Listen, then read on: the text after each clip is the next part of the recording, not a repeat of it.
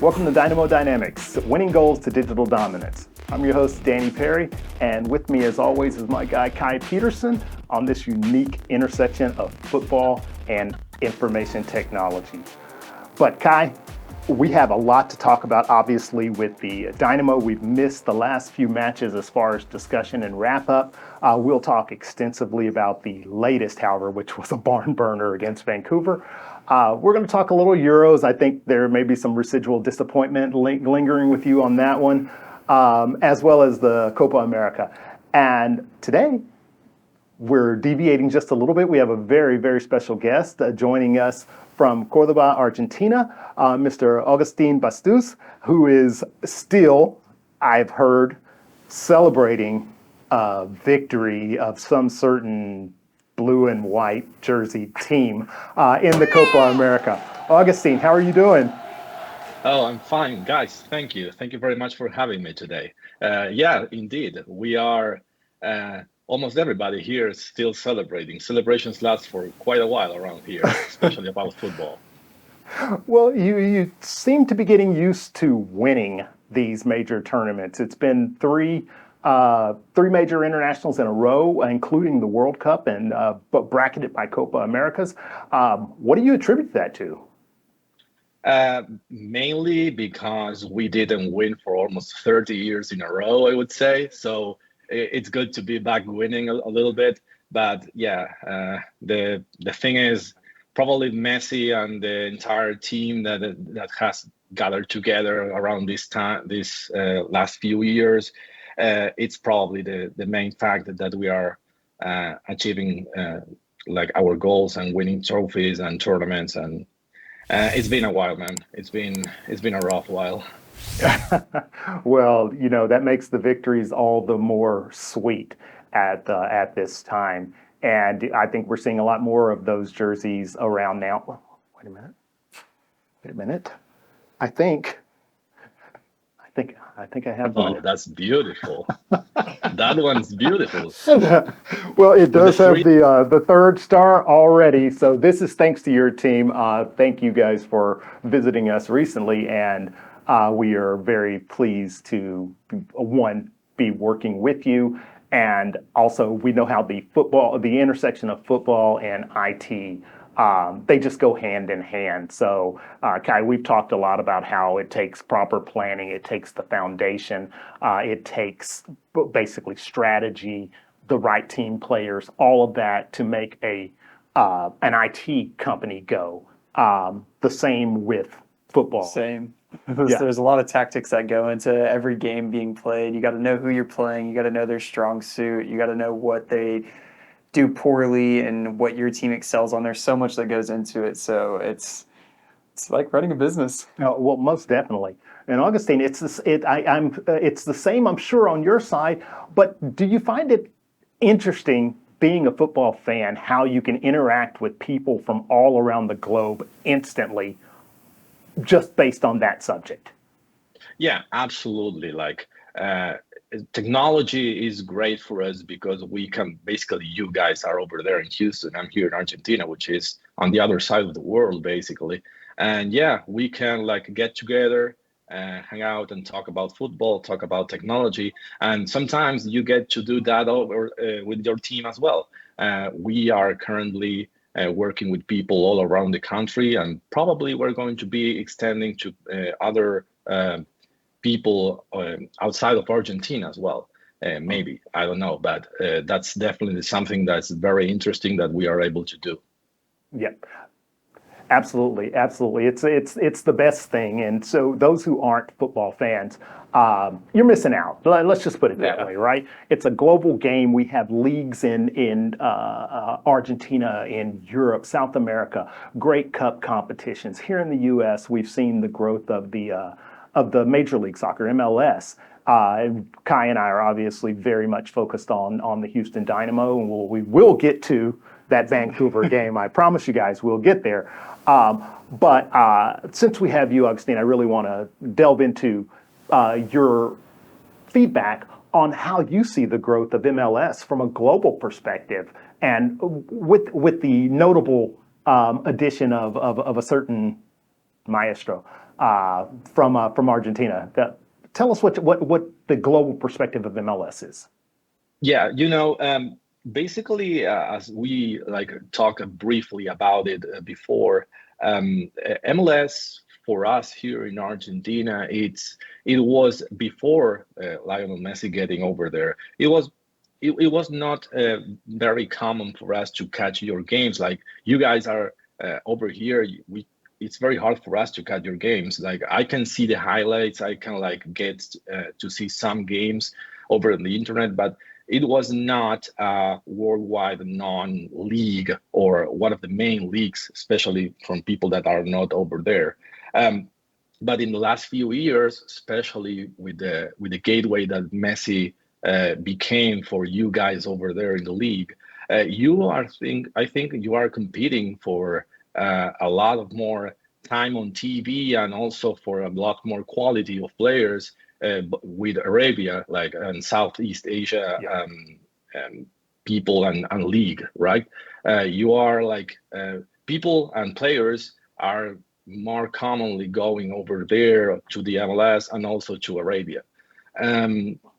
So yeah, I have been watching some of the games that from some of the teams or on the MLS, and I was pleasantly surprised by the level that you guys have over there.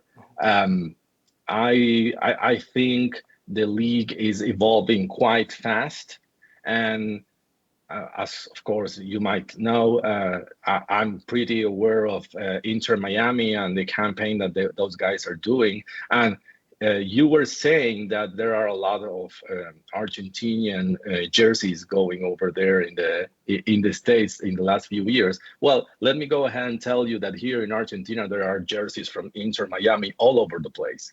Wow. The impact that Messi had on the sport itself, it's massive. So yeah, we are a lot more we have a lot more knowledge about you guys right now that we had before, for sure. Excellent.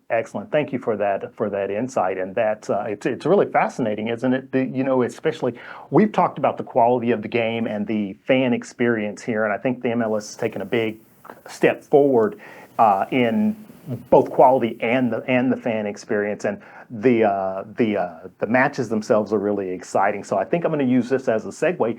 Let's talk a little bit about the latest Dynamo game, Kai. I mean, it was an exciting one for sure. We won 4-3. It's always good to get those 3 points. But what are your big takeaways on it? My big takeaways were that was a scoring explosion. 4 goals, I think. Well, I know that's the most the Dynamo have scored all season long. Secondly, the goals were coming from completely unexpected sources. So Griffin Dorsey goals. Scores not his first goal of the season, but his first 2 of the season, and both of them were long distance, just screamers, man. Where did that come from? I don't even think Dorsey knew where it came from, because after the first one he scored, if you saw him, he just like looked at his bench and was like, "Okay, I guess I can do this. I guess I can do this." Yeah. But even it was a roller coaster for sure, but definitely an exciting game for fans to watch. Emotional roller coaster for us because we went up 2-0 and then gave up the lead, but we took it back. So went up 2-0, down 3-2, won 4-3. Agustin, what was that? I'm not sure if you got a chance to check the highlights on that, but that was quite the match. I did, and I was surprised by the goals that your defenders were doing. Like Smith scored a magnificent goal. It was amazing. It was really high quality. It really was. So Dorsey scored 2. It was cool. It was cool to see. I'm gonna be honest. I got a little bit worried when the goals like were coming all the way around. Like the other team was like Vancouver was turning up the score, and when the first half ended up and you guys were 2-0 ahead, I was like, this might be in the bag. But I knew that the game was 4-3, and it was really a roller coaster for you as fans of the Houston Dynamo, for sure. Yeah, But it was good to see. It was fun to watch. it made for some nerves at the end. There's no doubt about that. But it was definitely a fun game, and And also the referee added like 8 minutes at the end of the Oh game. yeah. That was a little bit excessive in my opinion, but yeah, nerve-wracking for sure. No doubt about it. No doubt about it. But the result of that, again, it sees the Dynamo's form. They're unbeaten in 9 of their last 10 matches, 5 wins, 4 draws during that time span. They're up to 6th in the table. Again, like we've said, this run has been pretty impressive for this team, and they're just charging up the table. Yeah. It came at the right time too because we taking losing points to Austin and Dallas was really disheartening. But when we had the even better teams, we stayed composed and actually competed, I think, better. So we sparked up, got hot at the right time, and we just need to keep that going moving forward. Right. So unfortunately, we have League Cup now for the next 2 weekends. So we have a little bit of time to wait. So we'll see if the form continues. I'm sure it will. It's been a great run, and the Dynamo are putting in great performances. The fan experience, as we've mentioned, is getting better and better at the stadium. We'll get back out there before the end of the season, I'm sure. But there was another big tournament going on at the same time as the Copa, and I think we had some predictions on that one that, did not materialize. You want to take this? Yeah, so I mean, my prediction was Germany winning, but I mean, I am German, so a little biased. But I did say I thought the winner of Germany and Spain would take the tournament. By far, I think those were the 2 best teams.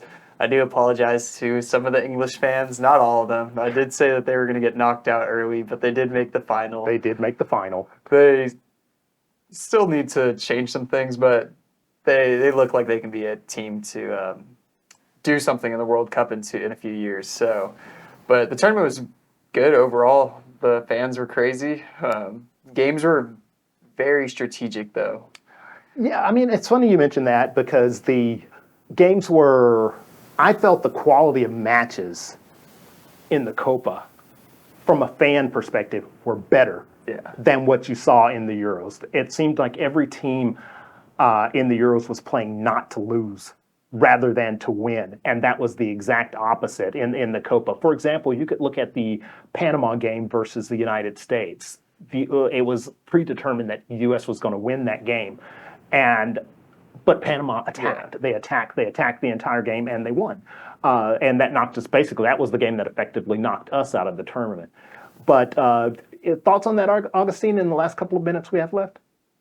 Yeah, I think that the games on the Euro were much more strategic, and they were it was almost like if they were playing chess. On the other hand, here in Copa, like teams were going for the win all the time, and right. There were a lot of good teams outside, like the big disappointment that was Brazil, in my opinion. But there were other teams like Uruguay, for example, that were doing amazing. Colombia showed a great performance too. In fact, I thought Uruguay was going to win. With me being Argentina, it was either them or us, and I was surprised by Colombia. But yeah, I agree with you guys on how the play went over those the difference in the plays that were made in both tournaments. Euro, Spain, I think they were like the better team, of course. And I honestly, Kai, I think that Germany was probably the closest to beat them in the semifinals. I think it was in the quarter or in the semifinals. I don't remember. Quarterfinals, I think, because they played France after. Yeah. Right? So they were very close, but they also went in the extra time, and you guys lost over there. But it was very, very close. But yeah, very, very good quality of play, but very strategic, of course. Absolutely. The good thing about it, the best thing about it, is this summer we have had an overload of football We've watched so much, our eyes are bleeding, and it's great. That's one of the joys and the beauty of being a football fan. We can catch the game most of the year somewhere high quality. But we also love the chance to interact with fans, especially when they're partners of ours. So, Agustin, we want to thank you so much for taking the time to join us today. This has been incredible, and we're absolutely going to do it again. And Kai, what else should we tell our people before we leave here today? Hey guys, just thank Agustin for being out here with us, and like and follow us on all our socials. All right. Agustin, thank you. Everyone, we definitely hope to see you on the social pages, and Kai will not make any more negative comments about anybody's national team or club team or anything of that nature. We promise we'll rein him in, but join us next time on Dynamo Dynamics, and thank you. Thank you, Agustin. Stay warm. Yeah, guys, thank you very much for having me.